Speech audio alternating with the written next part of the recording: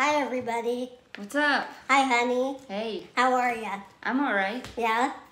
Me too. But I'm a little nervous to talk about what we have presented tonight.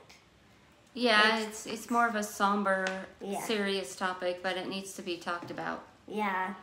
So we all know there's been a lot of hate going on and attacks on people of color, and especially lately. And there's been riots, isn't that right? Mm-hmm. All over the place. All over the country. And it needs to stop. And Racism needs to stop. Racism needs to stop. We want to make it very clear we are against racism. Yes. So I wanted to ask you some questions. Sure. About racism. Sure. Number one, what is, or have you heard of, systemic racism? What is that? I have, and it's kind of a concept that people have a hard time understanding. White people have a hard time understanding. But basically, in my own words, it's a built-in system of the unfair treatment and oppression of people of color. It's basically, sadly, what our country was built on, was a system of racism, which is why it contributes to the fact is why a lot of white people don't see it or why they can deny it. This includes, but is not limited to, our educational systems, our government, our social and public service systems, as we have seen numerous times within our police force. And let me just say, we are not anti-police, but we know that racism exists within the police force in this country, as well as all these other areas that I mentioned and more. Those are just a few of the areas in which systemic racism exists. And since I have a hard time explaining things, like I understand the concept, but I don't explain things well, I think that this article from thoughtco.com, written by Nikki Lisa Cole, PhD, I'm just going to read a paragraph from that article because she explains it very well. She's, it's the best way to describe it, one of the best ways to describe it. So I'm just going to read it. Systemic racism is both a theoretical concept and a reality. As a theory, it is premised on the research-supported claim that the United States was founded as a racist society, that racism is thus embedded in all social institutions, structures, and social relations within our society. Rooted in a racist foundation, systemic racism today is composed of intersecting, overlapping, and codependent racist institutions, policies, practices, ideas, and behaviors that give an unjust amount of resources, rights, and power to white people while denying them to people of color. Very well stated. That's basically systemic racism. And there are people who deny it, but... Yeah, and why do people deny it? Why do white people deny it? Well, I think partly because people don't want to believe that something so horrible can exist and that something so horrible does exist. It's severe denial. And it's like, since our country was founded on racism, it's easy for us to have this nice white cozy blanket over our eyes that kind of shields us from what really goes on. And I think that goes into your next question. That does lead into my next question. Sweet. And that is, what does it mean to be a white privileged person? What does that term mean, white privilege? Well, white privilege comes from systemic racism. White privilege means you can do ordinary things, go about your life without even thinking about it. And whereas a person of color can't. They have to think twice. And, who's gonna look at me funny when I'm walking down the street? You know, is the cop gonna think I'm misbehaving if I'm celebrating with my friends? An example is, you know how teenage boys are, right? They're crazy, they're wild. You know, they're hanging out in the neighborhood, and, you know, a white boy starts acting silly and does stupid teenage boy stuff, and it's just like, oh, that Timmy, he's misbehaving again, you know, and he just gets a slap on the wrist. A person of color engages in the same behavior, and it's automatically they're a gang member, they're a thug, they get taken to the ground, harmed and hurt by the very people that are supposed to protect them, by the very people that are supposed to protect us. Engaging in the same behavior that the white boy did, but people see if a white boy does it, oh, he's just a stupid teenage boy. That darn Timmy. And, you know, and it's more serious if you're a person of color, you know. You could lose your life. Right. By being a teenager. And so, and that's just an example. So that's what white privilege is. It's like everyday acts that we do every day, don't think about it. Mm-hmm. Something like, you know, going to the bank Mm-hmm. could be dangerous for them. Mm-hmm. Right? Walking down the street, going for a jog. And also, it doesn't have to be, I mean, it could be anything from, you know, applying for a job, you know. Some jobs admittedly only hire white people, which is really messed up and sad. You can have two people, one's black, one's white, and the black person could be equally or more qualified for the position, but the white person will get the call for the job interview. Stuff like that, you know, because you're white, you get an easy in. People say things like, oh, if you work hard enough for what you want, you can achieve it. Well, that's great, but people of color have to work extra hard because there's that, you know, systemic racism built into the way people think, built into our society. So what do you have to say to those people out there that say systemic racism does not exist? Pretend you're talking to them right now. It does exist. And I know you believe you have a good heart. You may be coming from a very good place and from a good heart, having a good heart, but you need to realize that this stuff does go on. You may not intentionally engage in racist acts. You may have, you know, the biggest heart for other people. But if you're not willing to open your mind and your heart to listen to people of color who have been hurt over, you know, centuries since this country was founded, if you're not willing to open your mind and heart to listen to them, to listen to their story, to listen to their history, to listen to their struggle, then yeah, that's racism. If you're gonna just close off your mind and not listen to their hurt, listen to their pain, yeah, that's racism. I don't know how else to put it. You may not intend, like I said, you're probably a very good person with a good heart. But you need to open up as a white person. This systemic racism and the oppression and the killing of people of color needs to stop, because that is not what this country should be about. Thank you, honey. And I just wanted to, if I may. Yes. There's a post that's been circulating around on social media that I think it's very profound, and I'm just going to read it off. It's a list of things, of examples of white privilege, and then it has hashtags and parentheses of people of color who have died from doing these basic things.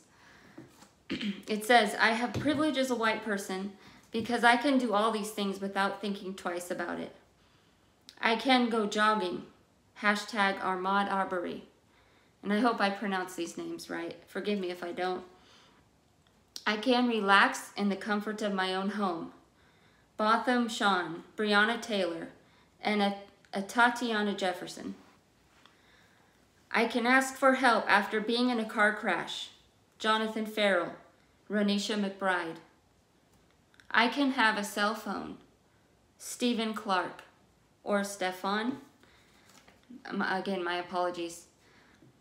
I can leave a party to get to safety, Jordan Edwards. I can be a 10-year-old walking with our grandfather, Clifford Glover. I'm getting emotional because this is like really heavy. I'm sorry, honey. Here, can you finish? Yeah. I'm sorry.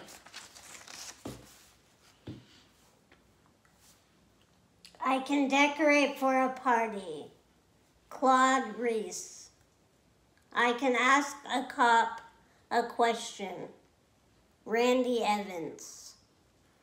I can cash a check in peace, Yvonne Smallwood.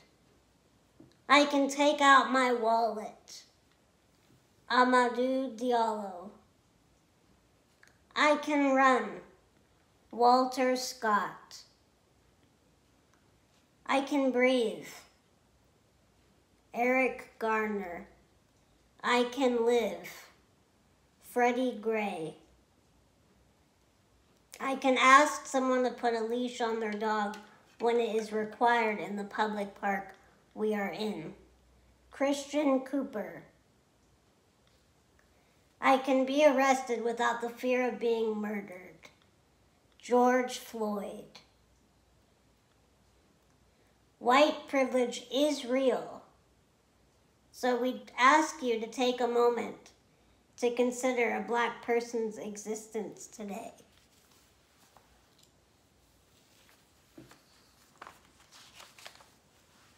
Thank you, babe. Yes. Sorry for being emotional, but I'm not sorry. It's okay to have feelings. That's how we got in this whole mess, because not enough people have feelings. Yeah. And these aren't the only people. So many that we white people take for granted, basic things that we can do every day. And nobody's going to bat an eyelash. You know? I had a couple of questions. Go for it. More for you before we end this. I mean, there's so much more I can say, but... Yeah.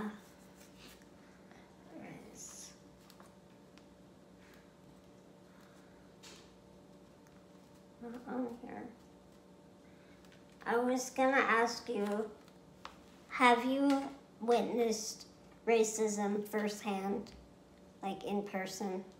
Like to another person? Yeah. Yes. Yes. In school, as young as elementary school, the kids of different races were treated differently by the teachers. They were nice teachers, but they always had one eyebrow raised around the kids of color. I heard things growing up like the black part of town was the no good part of town. That's where gang members are. It wasn't true. I had friends in those neighborhoods. I grew up in that city. I should know where the danger is and where it's not.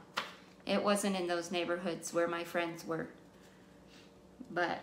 And just lots, like everyday instances of blatant racism that unfortunately so many white people don't see as racism. And that's what needs to change. But you were raised not to be that way. I was raised to see everybody as equal. Yes, same as me. And unfortunately, that doesn't excuse me from white privilege. I'm sure there's tons of things I've taken for granted in life that other races have to work and struggle twice as hard, if not more, to achieve. And I just want to say sorry. But you don't close a blind eye. You know, No. you don't take anything for granted on purpose. So I don't think you count as one of those true blue. No, never. I wasn't raised to have, my family are not haters. I wasn't raised like that.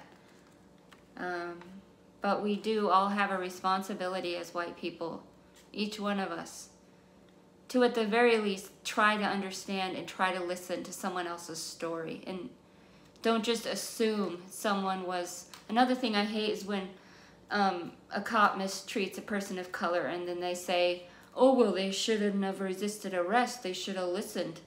Why are you going to automatically assume they resisted arrest or were behaving, you know, that were not behaving just because of the color of their skin? You know, why, it just, you know, people don't want to believe that this stuff exists, and it does. So what kind of advice can you give people to help change this way of thinking?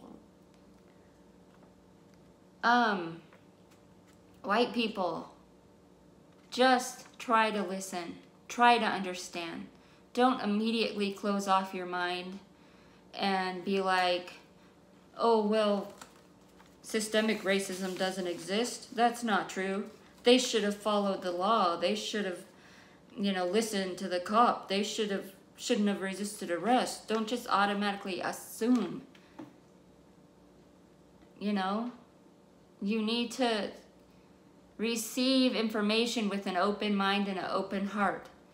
Nothing bad has ever happened from having an open mind and an open heart. Listen, just listen to somebody's story. Listen to their pain. Listen to their struggle, no matter how hard it is. I know it's easy to move into denial because people have a hard time dealing with trauma and the horrific things that happen in the world. I'm one of those people. But some people don't have a choice. Some people don't have that choice to turn a blind eye. Some people, it's their everyday reality. Every second of every hour of every day, it's their reality. We can turn off this camera when we're done and go about our day and sleep at night knowing we're going to be safe. It's not everybody's reality. So you just have to listen and have an open mind and an open heart. And what did you mean by that? Just that it's so hard to even think about that. It does get me down. It's stressful. It's anxiety provoking to think that there's riots all over the place. You know, maybe not in our town, but there could be. Yeah. It's just hard to think of. I mean, I'm not trying to be numb to it or close a blind eye. But it's scary. If the violence comes to our town, which I pray to God it doesn't, then, you know, some people can't defend themselves. It's a little more dangerous and scary for some of us. I wish there was something I can do. Yeah. I guess donate to causes that help racism. Help against racism. Yeah. Yeah. Help against racism. And I've seen a lot of posts online giving people advice, like practical, like literal advice on what to do, how you can help. I should have printed off that as well, but write your senators, write your lawmakers, donate to Black Lives Matter. We can leave some links in the comments. Yeah, we will, yeah, for sure. And I was going to say something else. There's just so much to say, but bottom line, have some respect for your brothers and sisters of color. Open your heart and your mind and just listen. Don't assume somebody's a bad guy just because of the color of their skin. That is awful. And sadly, it's ingrained in a lot of people. It's almost like it's in their DNA to automatically register a person of color as, something negative. And so they automatically assume they were resisting arrest or acting out or this or that. It's just not right. It's not cool, man. It's not. And a final note, when people I spend too much time on social media, but there's a lot of backlash about the riots saying, okay, I understand protesting, but you shouldn't be looting and causing vandalism. Well, this stuff's been going on for so long. Yeah, people are bound to be a little upset and destructive. Not saying it's right, but you put the tea kettle on too high, it's gonna explode, Let the water boil for too long, it's gonna boil over. And B, it's not the protesters that are looting, and vandalizing. It's, I think, people taking advantage of the situation and going in and doing what they want to do, unfortunately. So you can't just assume that the protesters are the ones doing all this. So there's just so many things that you need to think about. And yeah. But if you want to know more information, feel free to write one of us. We can answer more questions. Yeah. Right? Did you have about anything this topic? You wanted to add? I didn't want to take over. No, this was really me interviewing you about this. Cool. So, and I learned some things too from you. So thank you. And thank you everyone for watching and keeping up with us. I hope this does not bring out negative comments in people. But if it does, I pray for your spirit. If you can't understand or see or feel the plight of others beside yourself, I lift you up in prayer. I pray for your spirit. That's all I can say. You don't have the right to tell another person's experience.